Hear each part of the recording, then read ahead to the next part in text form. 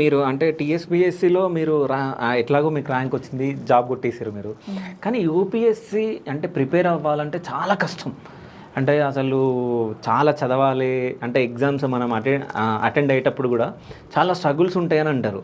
So అంటే మీరు ఎట్లా ప్రిపేర్ అయ్యారు అసలు?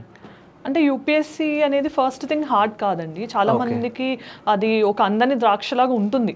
బట్ థింగ్స్ ఏంటంటే మనకి ఇంతకు ముందు రోజులతో పోలిస్తే ఇప్పుడు రీసోర్సెస్ అవైలబిలిటీ కానీ మనకి యాక్సెస్ కానీ చాలా బాగా పెరిగింది. సో ప్రతిదీ కూడా మనకి ఓన్లీ ఫోన్ ఉన్నా కూడా ప్రిపేర్ అయ్యి క్లియర్ చేసిన వాళ్ళు కూడా ఉంటున్నారు ఈ రోజుల్లో. So anything is possible no. UPSC point of వ్యూలో ఏంటంటే కొన్ని డిమాండ్స్ ఉంటాయి ఎగ్జామ్కి.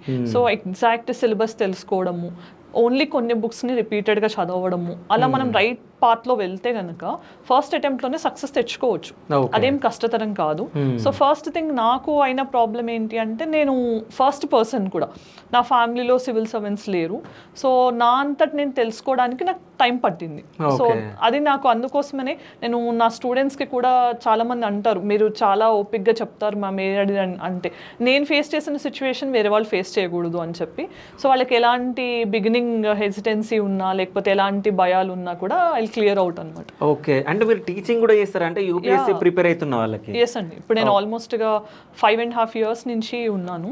ఓకే, సో మెంటర్షిప్స్ చేస్తాను, క్లాసెస్ చెప్తాను అండ్ కరెంట్ అఫైర్స్ కూడా టీచ్ చేస్తున్నాను. ఓకే.